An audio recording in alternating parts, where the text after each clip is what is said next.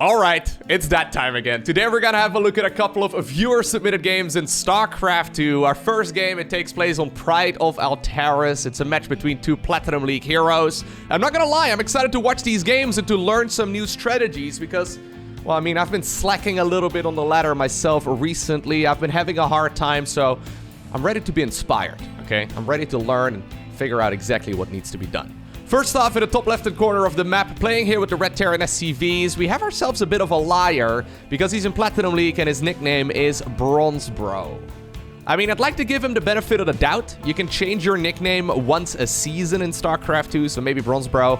You know, maybe he's just started off this season in StarCraft 2, and he's all the way already into Platinum League. That'd be quite impressive. So, nicely done right there by Bronze Bro. Great work.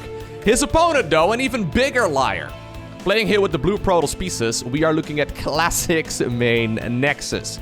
Now, something's giving me the feeling that this is not the Korean Protoss player, the professional gamer Classic. I've got a feeling that, you know, he's probably... He did give him the courtesy of, at the very least, not capitalizing the C, so if you've got that going for us.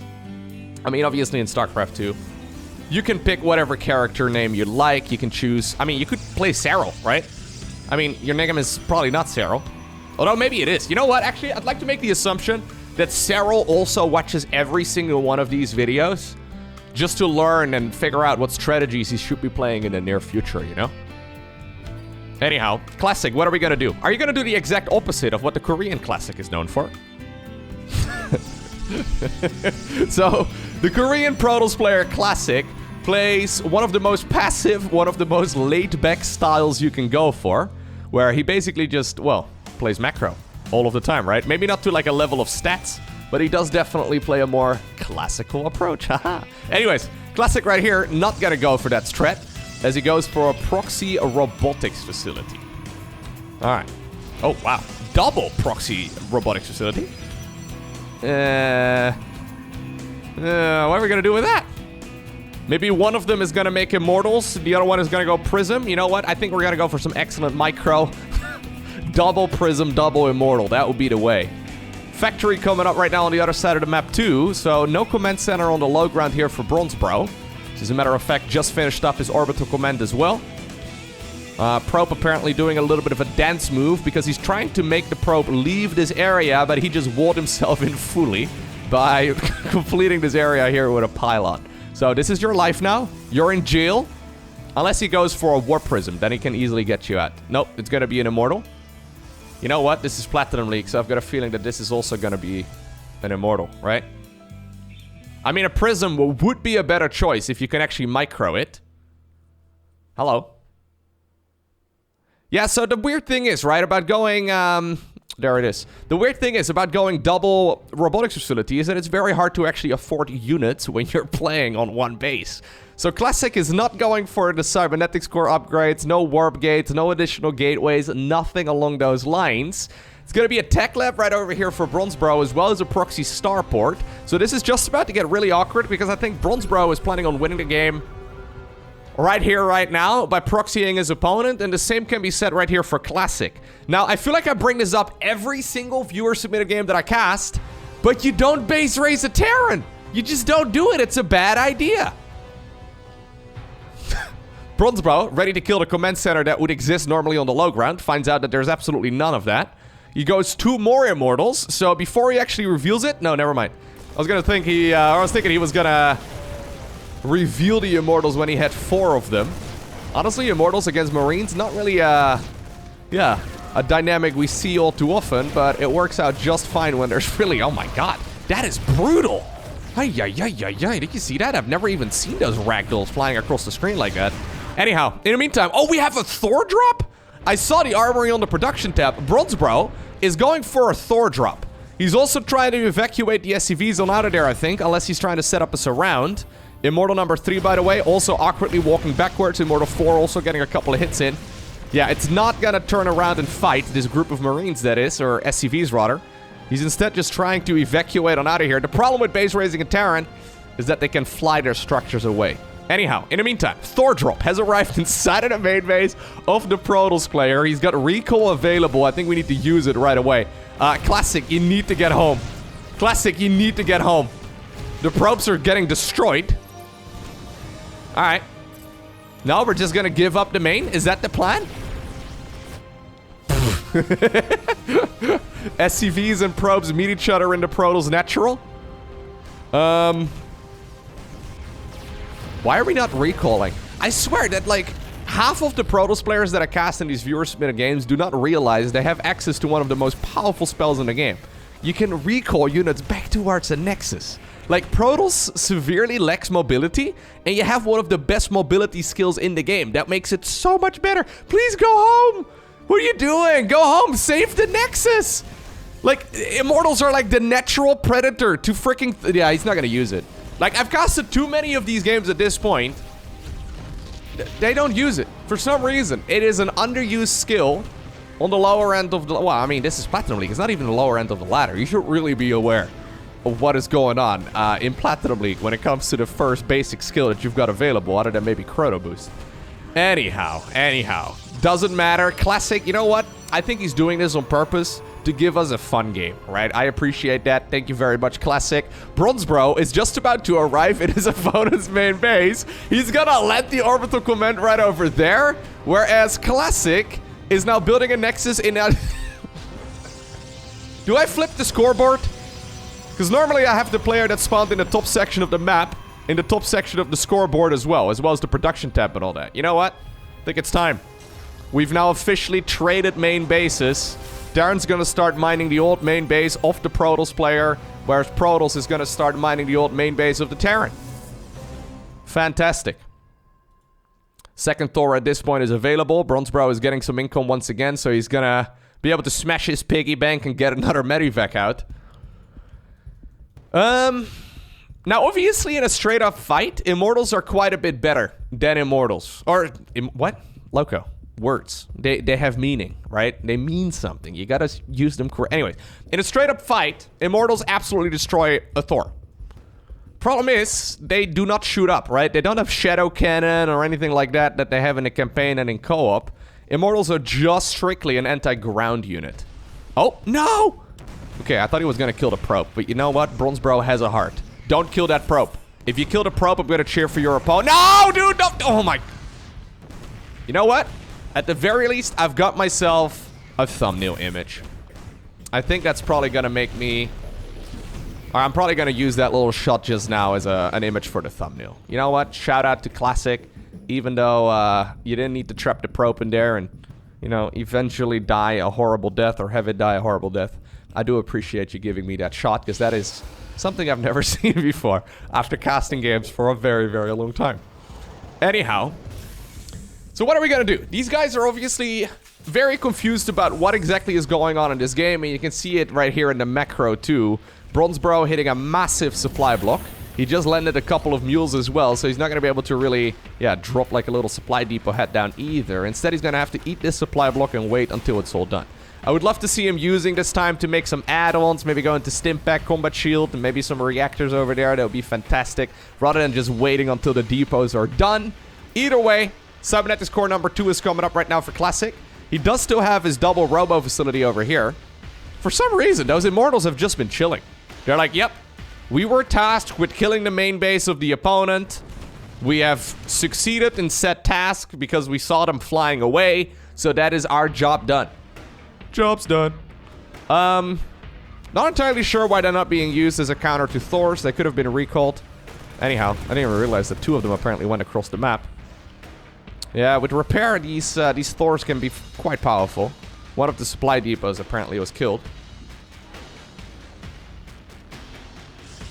Why did we... I guess you could have left like 1 or 2 Thors behind and a shield battery. I think that would have been okay. I was just wondering about the split here, because there's 3 Immortals protecting the main base. Classic obviously doesn't know exactly how much there is available here for the opponent. Alright. Don't lose... Oh god, that's not ideal. Yeah, that's not great. Anyhow. Whenever Protoss players panic, I've learned this over the years, whenever they are unsure about what they have to do in these viewer-submitted games, the go-to answer is Void Race, right? I've got a feeling, and I haven't seen this game, but I've got a feeling that Classic, he's panicking a little bit, he's unsure about what he needs to be doing. I've got a feeling, yeah, there we go, always Void Race. It's always Void Race. Anyhow, Void Rays are going to be a pretty good choice here, don't get me wrong. I actually think it's a decent choice, but it is kind of ironic how that is pretty much always the go-to answer. Well, until the Void Rays are out, the Liberator over here is going to be able to deny the mining for the time being. Thor drops versus double proxy immortal, by the way. Classic. I mean, classic ended up going for that is what I meant to say. I like this micro. Yeah, nicely done here by the Terran player. Oh, can you finish it off? You're not going to finish it off, are you? No. That's like the one spot that you don't want to fly. Oh, God. All right, I take it back. I was busy complimenting Bronze Bro. He decided to live up to the name there for a second. Yeah, you know what you need? Another Thor. Oh, no? I thought we were flying on over there at this fastest pace we could just to, you know, pick up another one of those Thors. Anti-missile, or what's it called? High impact mode right there activated as well for the Thor. It's gonna give it some additional range. That's gonna make it especially good against those voids. But anyways, what are we gonna do now? So just to clarify, these guys, they spawned in opposite side of the map. There's gonna be at least one guy who skipped the first, like, 7 minutes of this game. And I thought, who probably thinks that the Protoss player spawned over here, and the Terran player spawned over there. Anyways, that's your loss. Whoever fast-forwarded, I mean, I don't want to shame you, but you did miss out. A pretty glorious early game. Or you did miss out on, rather. There you go. English. Words have meaning, Loco. We just discussed this. I discussed it with myself anyways. Lasers. Aw, you can see that? That was a little bit of a Void Ray kiss right there for a second. That was beautiful. I don't know where the other Thor went. Oh, okay. I was apparently busy walking around, yeah. Thors are kind of big, so they can't really go in between structures very easily. It's always Void Rays, though. It is kind of funny. I must have casted hundreds of these games over the years. And whenever there's any doubt, Void Rays. Whenever you're unsure about what you need to do as Protoss, Void Rays. You know what? 9 times out of 10, it is actually a pretty decent call. It's pretty much never the correct call, like the perfect call. But whenever you're unsure and you don't really know what your next stage in the game should be, Void Rays are pretty much always a decent option. Anyways, I say decent because Bronze Bro is gonna go into a Marine army right now. He's only got one little add-on right over there that's, well, researching things. So it's gonna be a while until these lads will finish up their combat shields as well. But eventually, once we have enough Marines out, they absolutely tear those Void Rays apart. Yeah, so what are you gonna do now, Classic? I wouldn't mind seeing you transition towards, like, Colossi or just gateway units. You know, what about Warp Gates? Have you ever heard of Warp Gates? Pretty good, you know, research. Pretty good, you know, upgrade to get. Instead, no, Loco. That is... To be fair, I used to think the same way when I was playing RTS games way back in the day. You never really think as, like, a... Like, you never think of teching down. If that makes any sense. You know, like, in Classic's mind, he's already made the Stargate. So now he can go into carriers and Tempest by going into a fleet beacon. He can start up a Mama ship as well if he really wants to. But oftentimes in StarCraft 2, the correct choice is to tech down. Like, whenever you're in doubt, things like Stalkers and Zealots are amazing. Marine Marauder Medevac, usually way better than going into battle cruisers, right? I remember making Mammoth tanks exclusively in many of my RTS games back in the day. We would just rush out Black Dragons in, what's it called, Age of Empires? No, not Age of Empires. Heroes of Might and Magic. We would just rush out the best, highest tier units exclusively. And oftentimes, turns out that's not necessarily the best choice. Anyhow, another thing that's a pretty poor choice here is going for a medevac drop when you know your opponent... Oh, you actually got a void. When you know your opponent already got quite a few of those flyers and it was just sitting back inside of their main base. Either way, Bronze Bro did make a proxy expo in the top right-hand corner. We'll see if he decides to go for an orbital in that location too. Both of these players, by the way, don't really have a whole lot of economy, so... Bronze Bro is starting to get, yeah, the upper hand in his game, though. I would love to see him going for the combat shield research. That would make things way easier. I would like to see some medivacs, maybe, you know, you could even add on another Thor, I don't really care. But mostly just SCVs, just try and build up that economy and just get a large army going eventually. Because with the force that Classic is going for, this is not an army, okay?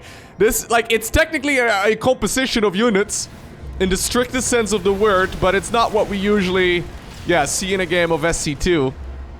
Vikings are going to be able to shut this down. Marines are going to be able to shut... The Cyclone, the Thor, everything can shut down this army here from the Protoss. Hey! He found the button! Guys, he did it! He knew he had that... Why did he not use it earlier? Why did he not use it when he was losing his old main base? I have no idea. I guess he really was bloodthirsty to try and kill, like, the 3 supply depots that were hiding behind the mineral wall. Anyhow, Carrier coming up here for Classic because, of course, it's Carriers. He's seen that his opponent went Marines. He's seen a lot of Vikings. So he's like, you know what I need? A unit that gets countered. That's the move.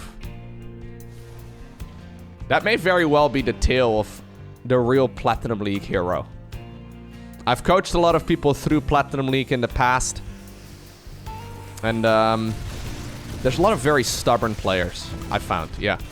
Like, this is a pretty good example. Classic has seen what his opponent is going for in complete detail, and he's still like, no, Carriers, that was the original plan.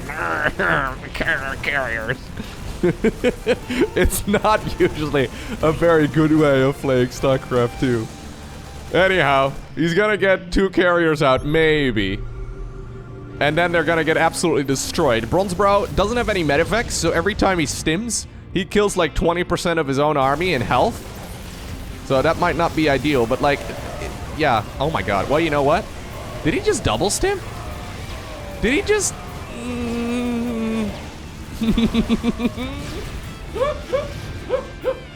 Hold up, did he just double stim? What just happened to those Marines? So, they're currently at 35 health. Kind of felt like he double stimmed, I'm not sure. Maybe I missed... Yeah, I think he did.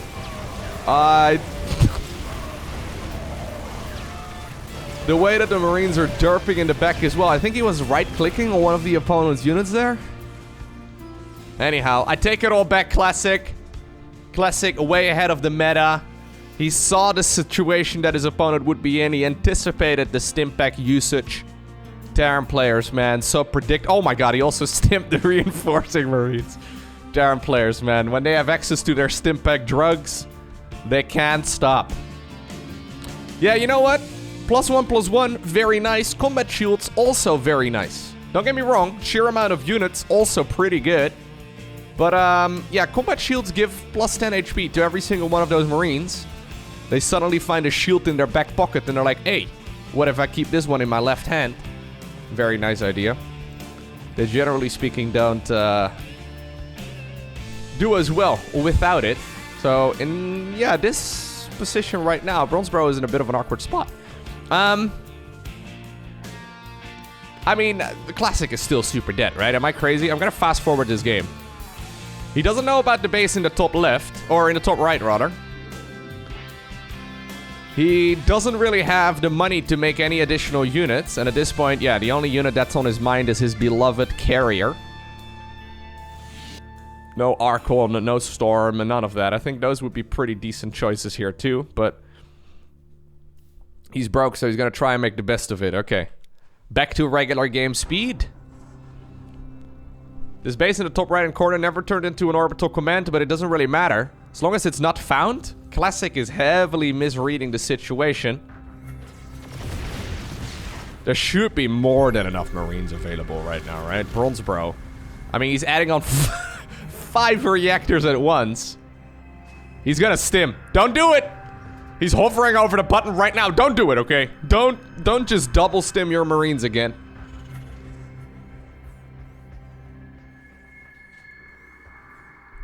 Turns out Stimpack does not stack. Oh god. Well, you know what? I'm okay with it now.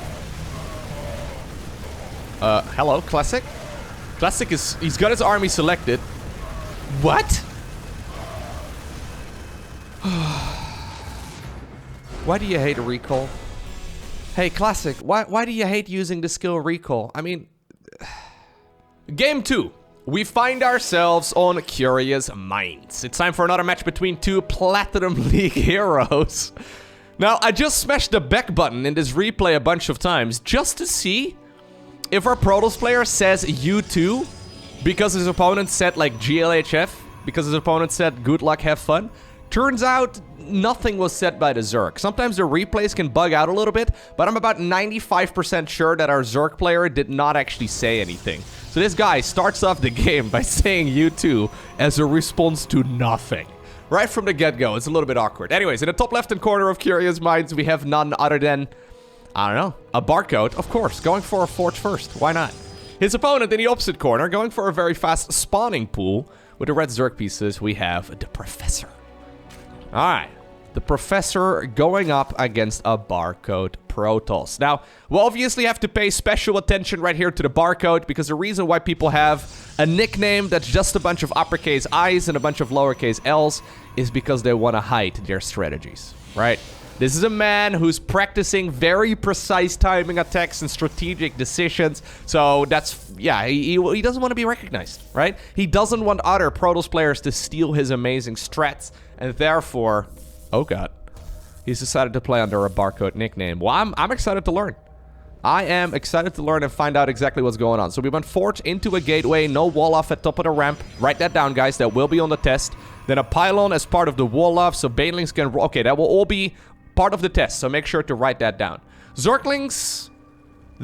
yeah, they definitely could have been produced a little bit faster here for the Professor.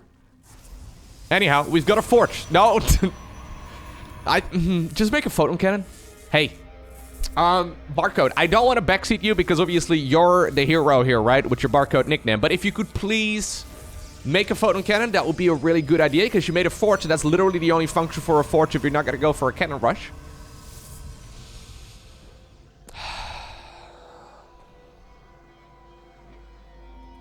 These Zerglings feel so late. Considering the spawning pool was so early, these Zerglings are so late. Anyways, the Professor, maybe he shouldn't be the one that teaches. Maybe he should... He's a bit overqualified for the position, okay? Let's leave it at that. He knows so well that he's decided to play anti-timings here. We could probably go after that photon. No, we could also not go after the... Sure. Zealot is very scary, I agree. Are we gonna cancel the hatchery at the very least? Please cancel the hatchery. Please cancel the hatchery, please. Okay. Alright. Whoa, hello. Do as he says, not as he does, okay? Apparently he got his PhD in playing Zerg just off of studying replays alone. This is the ultimate goal of being a, you know, a backseat gamer, of being like a Twitch chat grandmaster. You want to become a professor. When you've studied the Zerg for many, many years and you've, you know, had an in-depth look at every single move that Serral and Raynor and Dark and Rogue, right? If you have an in-depth look at every single one of the strategies and you know exactly what to do, but you just can't execute, you can become the Professor. This guy has a PhD in StarCraft 2. I wish there was a PhD in StarCraft 2. I totally get it. I've been studying this game for literally 12 years, okay? I feel like if there were to be a PhD, if I could become a doctor, I would definitely become Dr. Lowko, okay? If one day there are PhDs in gaming, I can do my research. I will try and, you know, contribute to society by studying the effects of chronic cheese usage. I would like to study dozens of Protoss players around the world and, yeah, people that cannon rush every single day. I'd like to... My hypothesis here is that long-term cheese also leads to short-term anger. The reason why I say that is because I found a lot of ragers on the ladder over the years, and they tend to be quite bad after their cheese gets shut down. Now, this is just an hypothesis, so I don't know if it's true, but I do believe that there is a correlation between people that cannot rush every single game and the amount of anger that you know, actually results in. So I would like to do that study.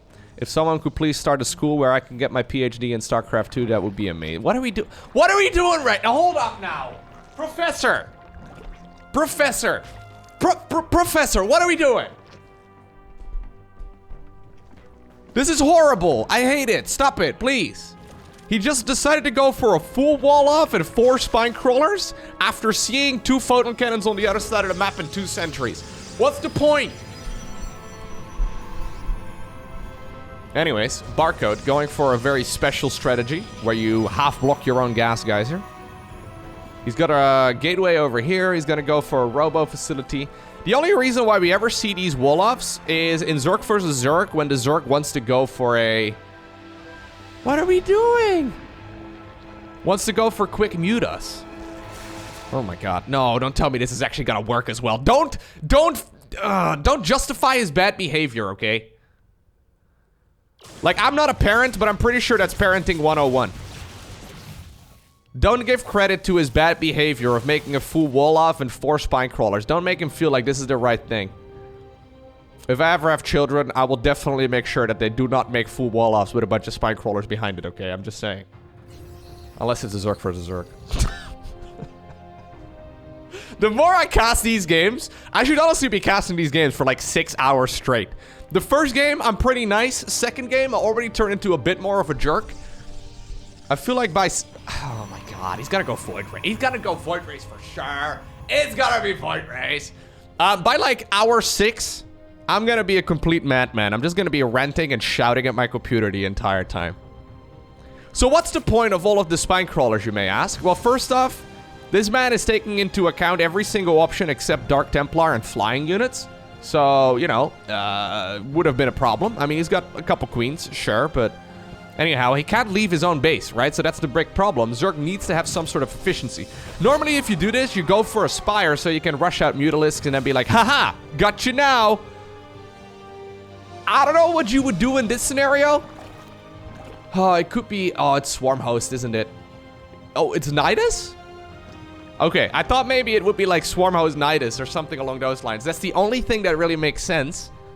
If you really, like... close your eyes and you just play by heart and feeling alone, that strategy would make some... Oh! That would make some sort of sense. But it's really quite a bad idea. He just added on 5 more spine crawlers. Well, Protoss player making the right call here by going for the Stargates. Although he should probably try and produce something out of it too. One thing he's not doing very well is despite the fact that he scouted that his opponent, like this is once again a little bit of a stubborn move, he scouted what the opponent is going for. He's seen the full wall off at top of the ramp. He knows he can take a free 3rd Nexus if he wants to. And instead he just kind of sits here. Like he's just chilling. A couple roaches, by the way, are coming up. Here's the Observer. So that is the Barcode man trying to get some information on what exactly is going on. 7 Swarm Hosts, okay. They are coming up. Nidus Worm at this point is spotted. Queen's also jumping into the Nidus network, so... Yeah, Protoss now knows what he's going up against. He hasn't seen a Swarm Host. To be fair, he probably hasn't seen Swarm Host in at least 100 games, because they are definitely the most underused Zerg unit in the current meta.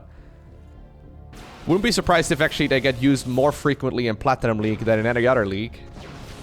They are actually quite strong when you play against them well, so he decided to go Fleet Beacon. And of course, you know, then Void Ray production, because, you know, we discussed this. Don't fight that. Don't fight. Okay, run. Just run. Don't fight that. Just wait until they're... Yeah. Maybe shoot a little bit, right? But try and lose as little as possible. This kind of hurts my feelings, Mr. Protoss. Go. Kill him. You gotta go. Oh. Yeah, good force field. Would have liked it even better if you had like Blink and you could just, you know, cut all of those units off. He's right there. I was gonna say, yeah, he doesn't have a cooldown available again already, right? So, this Nexus is so super late.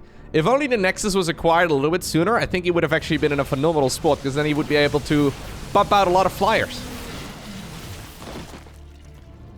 Maybe they're not the optimal choice against Swarm Host armies, but they are a pretty darn good one. Especially with the speed up. Oh my god, Tempest? Tempest? Okay, you know what? I'm not sure about Tempest. He decided to go for another base at the 12 o'clock position. Do as I say, not as I do. Continues onwards over here with the Nidus Worm shenanigans on the left side of the map. He does have an Overseer. Hasn't attempted to pop one in the main just yet, I'm pretty sure, but... Anyhow. Love that Zergling. Taking control of the Watchtower. We now are at 16 Swarm Hosts. So even if you deal a lot of damage... Swarm Hosts are gonna make you max out on well, 200 supply very quickly, and they still will not hit anti-air, right? They will not hit units that fly. Oh, God. Oh, God. That move command was really painful. Stop the move commanding, bro! Where's the blink? Where's the... Oh, God. Oh, stop hurting me, man. I think you can change to an actual name now. No one's gonna copy your terrible strategies. You can change from a barcode, okay? It's yeah, you can do it. It's fine. Nobody wants to steal your strats. Trust me. Even Cyril clicked away from this video by now just because he's in pain. Probably mostly because of the, you know, the Zerg here. Oh, God. Oh, God.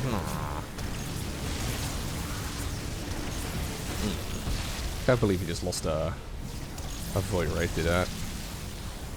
Alright, so a strategy that really isn't supposed to work very well is working out pretty well. There's the Spire and Hydra Den. Classic. Spire, Hydra Den, 2 base Zerg, main base mined out. Don't mind if I do. There's the Nidus inside of the main base. He had full vision of this the entire time while it was building, but he didn't actually respond. Luckily here though, Zerg didn't have anything scary in there to, well, immediately push the Zerg away. Or push the Protoss away. Spore Crawler's coming up.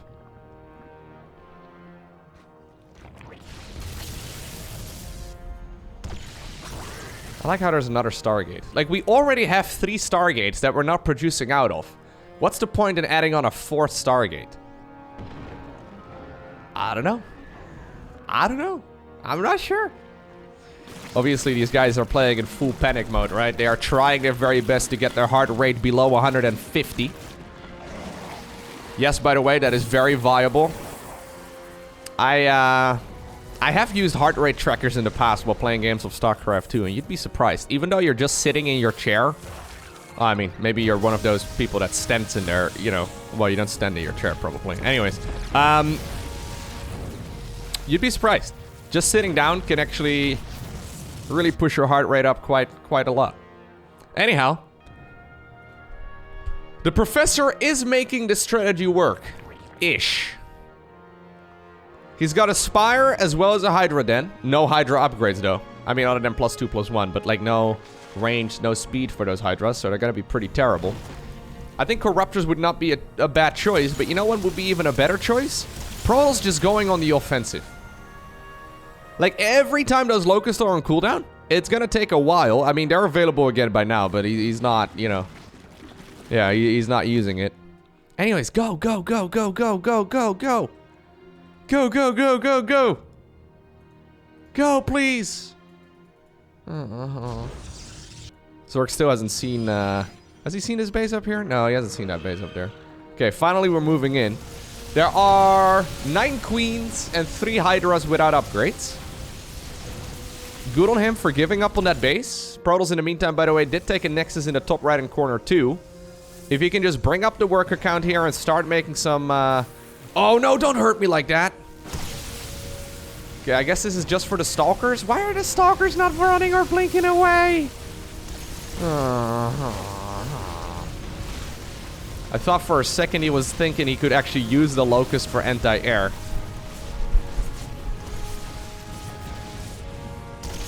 That wasn't supposed to work. Like, the fact that he just lost more Stalkers there. I've got a feeling the Professor thinks that this strategy is pretty great. I mean, it is actually pretty fun to play. It was just so slow. I think he should have actually done this before. Like, he should have gone Lair, and he should have actually, like, not gone for a gajillion Spore Crawlers and Spine Crawlers and stuff before transitioning towards the Swarm Host and the Nidus Worm style. I actually do quite like this style of Zerg, just because it is a lot of fun to play, but it's just that it was so slow. Yeah, I don't know. Anyhow, he's gonna need an answer against this Skytle's army here eventually. Protoss, though, still not adding on any workers. There's finally a couple of them once again, you know, going down. But we have been at a horrible amount of income here for the majority of this game. The same can be said for the Zerg, but a Swarm Host army is actually one of the very, very few armies that Zerg can make that usually trades cost efficiently. So this is why you want to add on... Yeah, look at the resources lost here.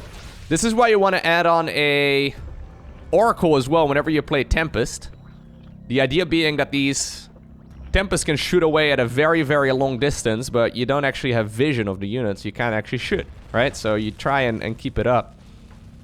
Protoss here, no response. No response to seeing a red dot on the minimap. Why are we moving it, by the way, this far forward? Swarm Host right now, desperately running back towards the main base. There's one Swarm Host in here. Boop. Okay, there's the rest of them. Go, go, go! Where's the rest? Ah! I think in these sort of circumstances where you have this many of those Swarm Hosts, you really want to, like, activate half of the Locust at once. So you can really try and tear the Protoss player apart. Yeah, that Nexus is already dead. Would love to see another one over here on the left side and then, you know, raining some Locusts towards that area on the map too. There's finally the upgrades coming up for the Professor. Getting some of those Hydras into a better shape, not a bad idea. Since Protoss has been so low on economy for such a long time, and he's been refusing to add on any additional probes for the majority of this game, his army is not that good. Like, Protoss should be sitting at, like, at least, I would say, 60 workers. And therefore, like, twice the amount of flyers here. Imagine there would be, like, I don't know, a dozen carriers here. That would change everything. Yeah, right now he doesn't have enough stuff. He does not have enough stuff. Locust? These are difficult games to play, by the way. Like, I know it's very easy for me to backseat the hell out of these guys. To tell them what they need to be doing. But these are not the types of games that are usually very easy to move for. And like you can see, like the APM, when you see like a Bly playing this, he's capable of reaching 4 times more buttons a second. A second, right? Like he gets a very significant amount of damage done because of the incredible multitasking. You can imagine if you are a little bit faster, you can scout around for those proxy bases. You can make more workers at once. You can split up your army to do all of those things properly. Yeah, but if you're forced to deal with one action a second or so, it's very difficult to actually get a proper set of defensive and offensive tools at. Anyhow, the Professor still does not have a reliable answer against those maxed out carrier armies, but at this point, he's got a decent eco. If he just lets those drones mine for some time, he should probably be okay. Just making mass Hydra is not a terrible choice. We already... Oh, there's no observer here anymore. I think a lot of Protoss players at this level also don't quite realize exactly how Nidus Worms work. So Zerg needs to have vision over where they can pop down the Nidus Worm. Right? So Creep, since it provides vision, allows you to pop down the Nidus Worms there. So in a game like this, it should be pretty obvious where those things are going to be coming from next. Yeah, we're getting to the point where the carriers are starting to hurt. +2 is just about to finish up as well for the carriers, which is going to make them very powerful. More probes, though, have once again gone down. My god, those those carriers are so indecisive. Flying the interceptors back and forth, back and forth, back and forth. And that's another, I don't know, dozen or so probes down the drain.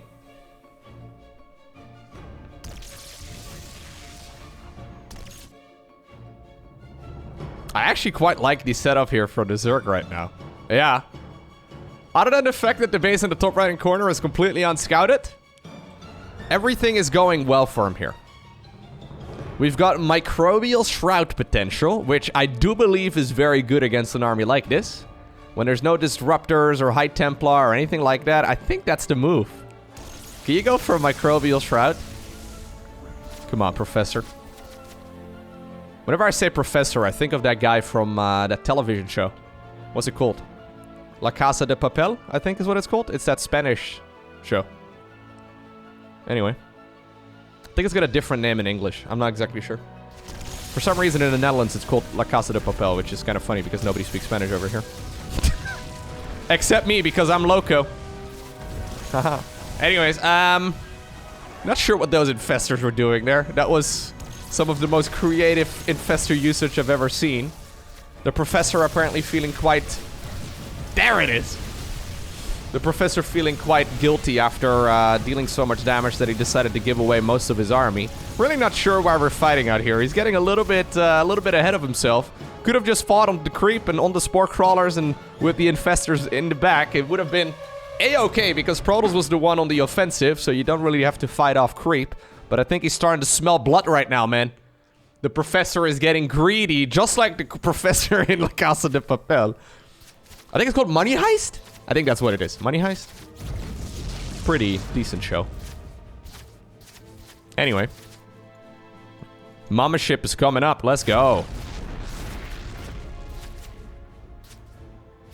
Yeah, he got a little bit greedy, the Zerg, that is. Slow Zerglings. He never made link speed. 20 minutes into the game. Why are we chasing this Skytle's army with Zerg? Oh, God. Well, you know what? Normally not a great idea. I think 9 times out of 10, if you do this in an actual game, you'll have disruptors down this ramp dealing so much damage. But hey, in this game, the professor has been pushing his opponent back for a long time. The master plan is working. Slow Zerglings just killed that base as well, and now he's inside of the main of the Protoss player. Recall being used towards the top right-hand corner. Mama ship is out as well. Oh, army hotkey back towards the main base. No, actually, not an old army hotkey. I think he's just still in the same hotkey group. Go, go, go, go, go. We gotta move. We gotta try and force this Zerg player back, man. Sometimes the best defense is the offense. He just recalled. What was the point of that recall? If he wanted to get the Mama ship into the engagement, why not recall the Mama ship towards the main base instead? It's one of the top 10 things that Protoss science can't explain. Zerglings are looking around the map. They still haven't seen the base in the top right. And despite the fact that they are awful and slow... yeah, the hero Zergling makes it on over there. And he finally realizes how it is that the Protoss still has so much stuff. 69 supplies to be exact. Which I would say is quite nice. But honestly, against a 200 supply or 199 supply Zerg, not ideal. Alright, only a single expansion remains here for our Protoss player. Of course, he lost the main base, so his gut instinct is... Photon cannons. Photon cannons and Void Rays. It's the most beautiful thing. It's what Protoss dreams are made of. Why are we giving him Zerglings? I was just talking about the extreme cost efficiency of this sort of playstyle with Zerg. But Professor really has been trying to make it significantly less cost efficient. Where'd the Swarmos go, by the way? Oh, the Swarmos are still just chilling in the night as well. Okay, I almost forgot about those. I don't think he really needs them anymore, though. Another Microbial Shroud would probably be a good idea. That's not how you use Microbial Shroud. Yep, that's... Anyways, doesn't matter. Pretty sure that Zerg has enough stuff. You should throw Microbial Shrouds on the units that are being attacked by the flyers. But there it is. Just the sheer amount of Zerg is gonna be enough. And the Professor ends up winning this game. Now, if you have an awesome game of StarCraft 2 that you would like me to make fun of in the future, you can submit it to replays at LowkoTV. Shout out to the players in these games for submitting their replays. Even though I can be a bit of a jerk sometimes, okay? I do appreciate you. Thank you very much. That was a lot of fun.